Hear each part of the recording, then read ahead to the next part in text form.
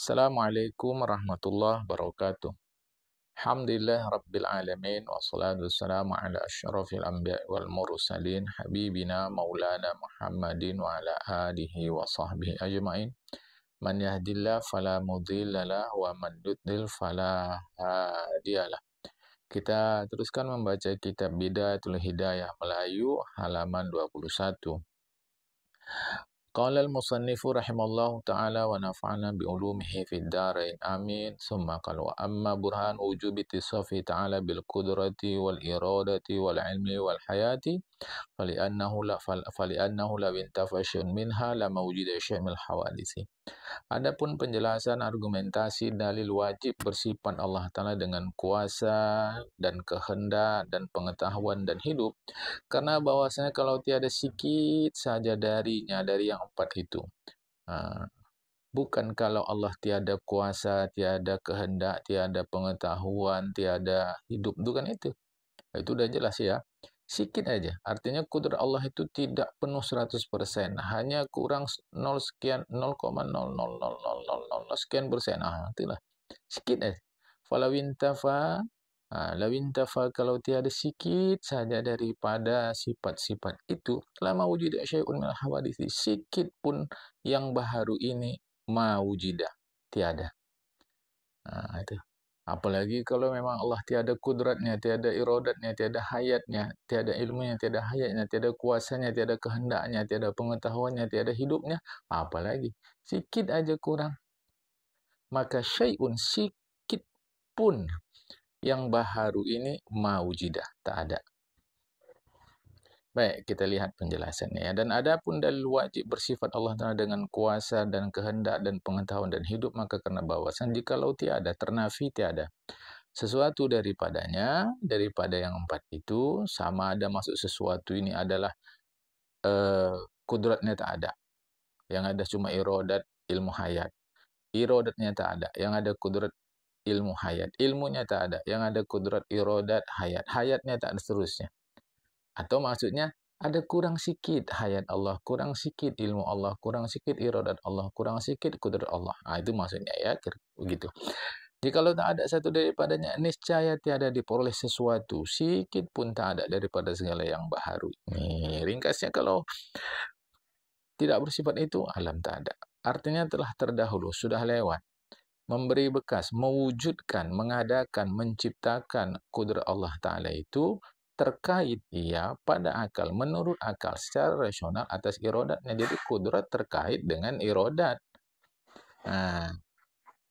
Kudrat terkait dengan irodat.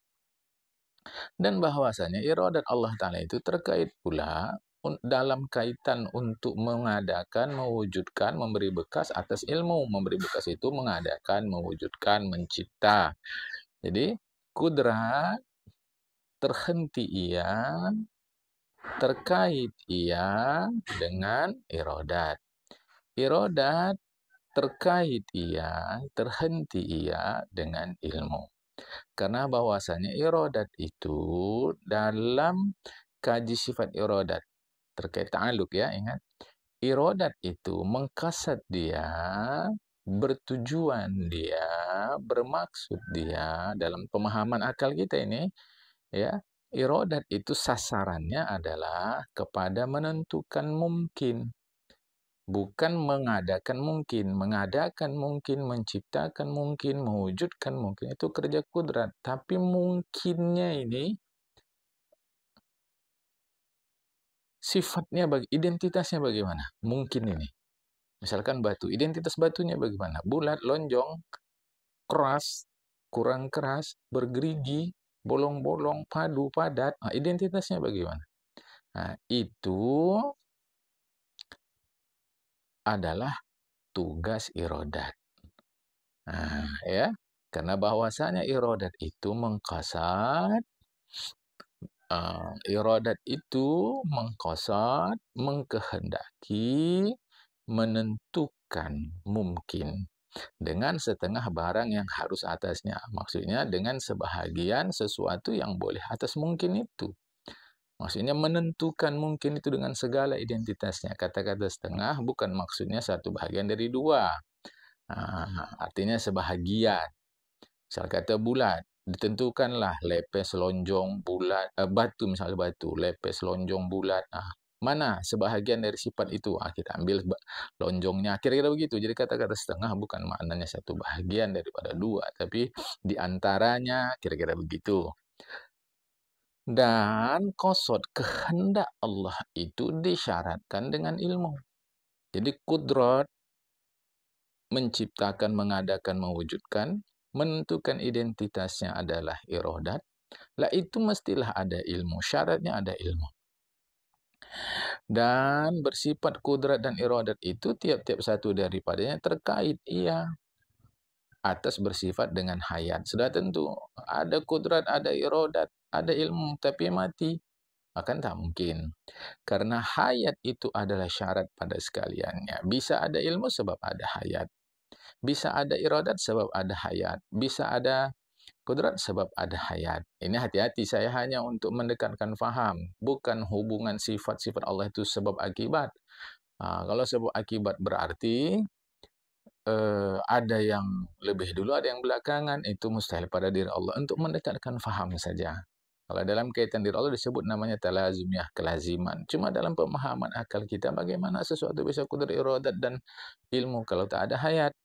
Maka hubungan syarat itu, katalah hubungan antara hayat sebagai syarat dengan kudrat, iradat, dan ilmu itu sebagai masyrut. Jadi syaratnya hayat, masyrutnya yang dikenai syarat itu adalah kudrat, iradat, ilmu. Jadi masyrut, katalah supaya mudah paham, masyrut adalah akibat, syarat adalah sebab. Dan diperoleh masyrut dengan ketiadaan syarat itu mustahil. Ada kudrat tapi tak ada hayat, ada iradat tak ada hayat, ada ilmu tak ada hayat, satu hal yang mustahil. Maka tiap-tiap diperoleh sesuatu yang baru, barang yang baru ada maksudnya apapun yang baru ini, apapun yang tercipta, yang diciptakan ini, tergantung atas bersifat dengan yang membaharukan dengan segala sifat ini. Ialah yang baharu ini, kita, apapun yang selain Allah itu tergantung dia terhadap Allah yang membaharukan. Karena jikalau nafi, kalau tiada satu daripadanya sifat yang empat tadi, ini saya tidak diperoleh satu pun daripada yang baharu. Sedangkan kenyataannya menyalahi, kalau kita bilang yang baharu tak ada, itu menyalahi akan dia oleh panca indera yang 5, pendapat yang 5, panca indera yang 5, mata melihat, mendengar oleh telinga, hidung membaui, lidah mengecap, tangan dapat meraba, istilahnya kulit ini dia dapat merasakan sensitif respon, dapat merespon apa-apa yang terkena pada kulit. Coba, udah kenyataan, mau apa lagi, kan? Karena bahwasanya kalau nafi, kalau tiada kudrat, niscaya lemah lah, dan jika lemah maka tiada dapat, serta lemah itu memberi bekas, maksudnya mewujudkan, mencipta.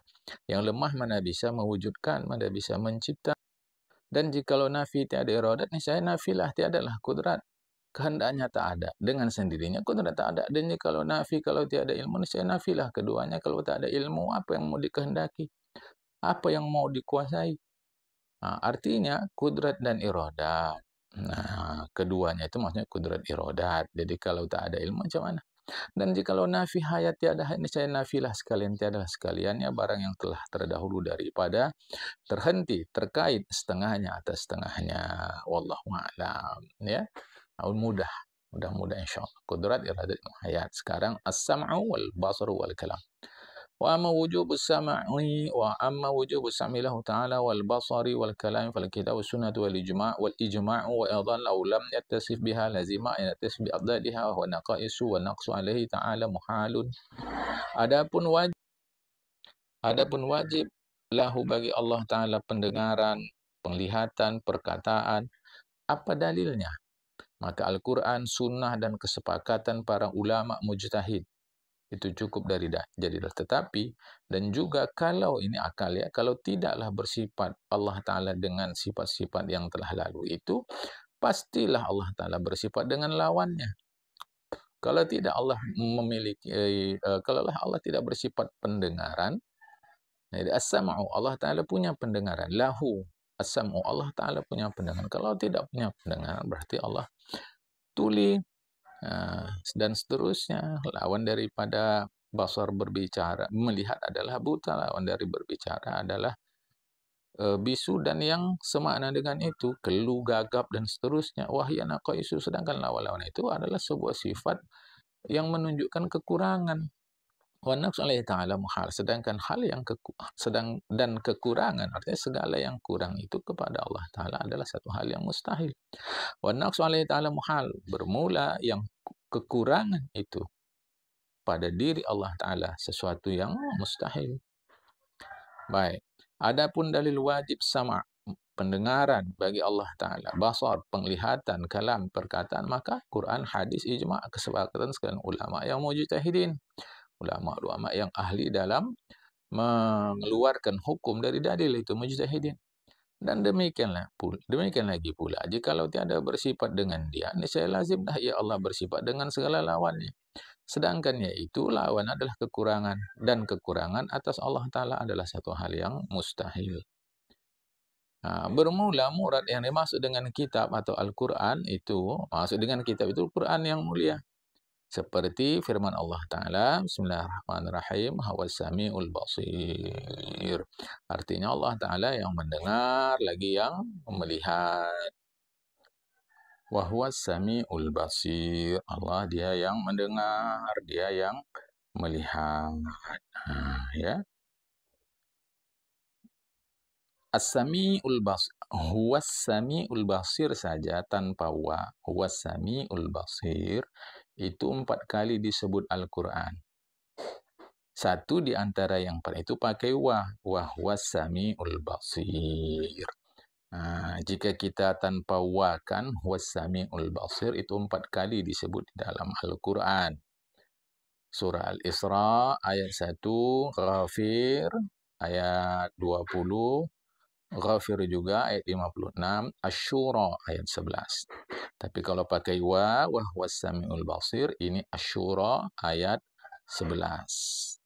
Baik, kita teruskan. Lagi pula firman Allah Subhanahu wa taala. Bismillahirrahmanirrahim. Innani ma'akuma asma'u wa ara.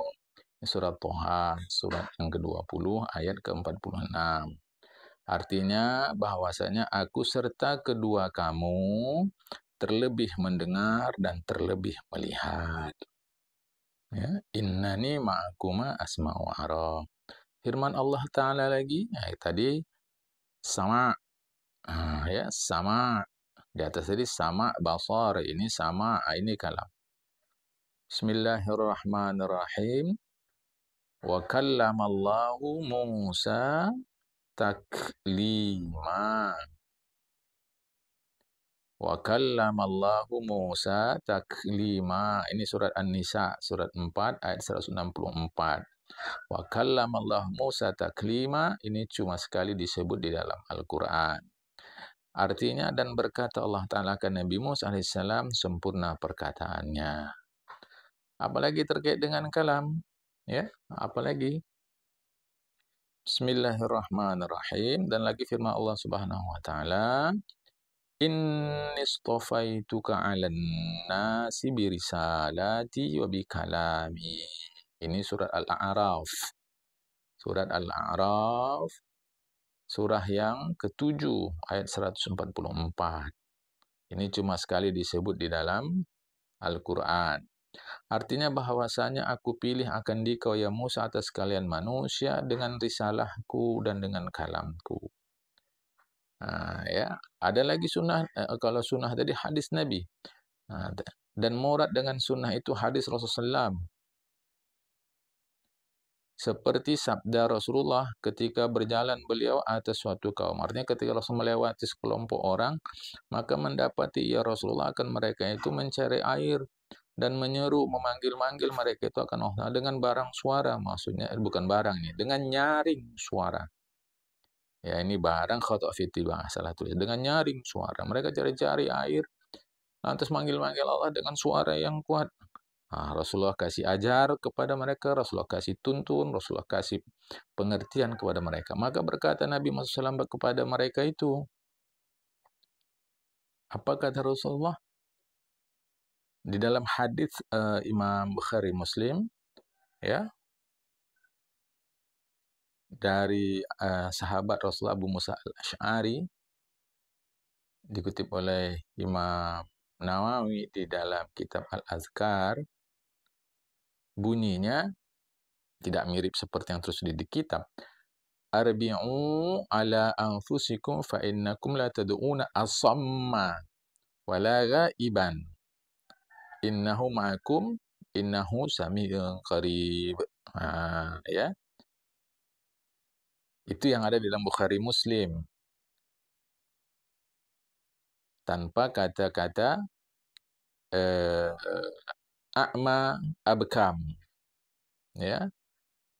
Tanpa a'ma abkam. Yang ada asam. La tad'una asamma wala ghaiban. Innahu ma'akum innahu sami'un qarib.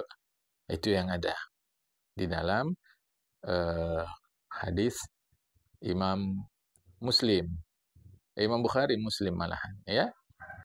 Bahkan di dalam Sahih Imam Bukhari Muslim itu ada tambahan, innal ladzi tad'unahu aqrabu ila ahadikum min unqi rahilatihi. Itu ya. Itu yang ada, tetapi bukan berarti hadis yang kita baca ini salah, tidak. Ya, tidak begitu. Berkemungkinan Tuan Syekh mendapat banyak hadis, lantas untuk memudahkan bagi kita mungkin dipadukan saja semua. Seperti itu, ya. Di sini arbi'u ala anfusikum fa innakum la tad'una samma wal a'ma wal abkama wal ghiban wa inma tad'una man huwa sami'un basirun mutakallimun wa huwa ma'akum aina ma kuntum. Artinya tegahkan oleh kamu atas diri kamu. Ya.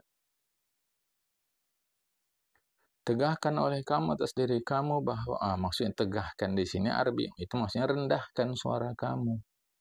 Jangan begitu, maka bahwasanya kamu tiada kamu serukan itu, tiada kamu panggil itu yang tuli, dan tiada yang buta, dan tiada yang kelu, dan tiada yang gaib. Maksudnya gaib itu bukan tak ada, Tuhan itu ada, walaupun memang secara bahasa gaib artinya tak nampak, tapi maksudnya bukan Tuhan itu tak ada, bukan Tuhan itu hilang, ada.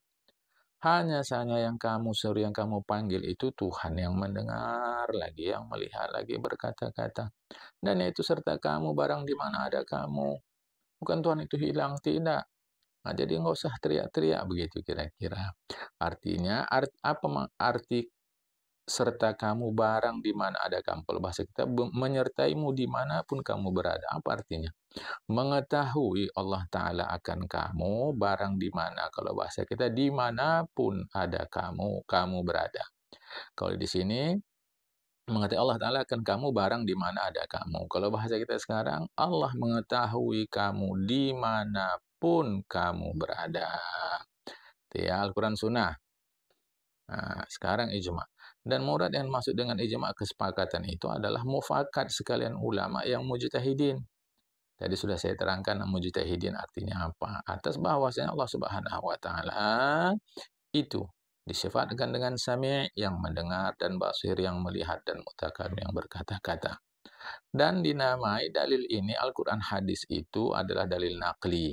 Artinya dalil yang kita ketahui melalui pindahan dari siapa, dari kita tahu itu kita pengetahuan itu dipindahkan kepada kita, kabar Al-Quran hadis itu dipindahkan kepada kita dari guru kita dari gurunya terus sampai Rasulullah. Pemindahan itu namanya naklun, ya, transmisi. Itu pemindahan nakli. Al-Quran hadis itu dalil nakli. Karena yang empunya karangan Syekh Sanusi mendatangkan pada sifat yang tiga ini sama Basar Kalam dengan dua dalil. Satu dalil nakli. Tadi seperti yang telah terdahulu sudah lewat. Dan kedua dalil akli secara rasional. Apa rasionalnya itu? Jikalau tiada ada Allah Ta'ala bersifat dengan sami' dan basir dan mutakallim, niscaya adalah ia Allah bersifat dengan lawannya, yaitu yang tuli, yang buta, yang kelu. Dan yang demikian lawannya itu adalah satu kekurangan. Sedangkan kekurangan atas Allah Ta'ala itu adalah satu mustahil. Nah, kalau dia kekurangan, berkehendaklah ya Allah kepada yang menyempurnakan dia. Dan demikian itu melazimkan yang baharu. Berkehendak kepada pihak lain. Itu adalah baharu. Nah, sedangkan itu mustahil pada Allah Ta'ala. Wallahu a'lam. InsyaAllah akan datang kita sambung tentang penjelasan Allah melakukan yang mungkin atau Allah meninggalkan melakukan yang mungkin itu. Bagaimana penjelasan rasionalnya, itu akan datang. Hari ini sampai sini dulu. Assalamualaikum warahmatullahi wabarakatuh.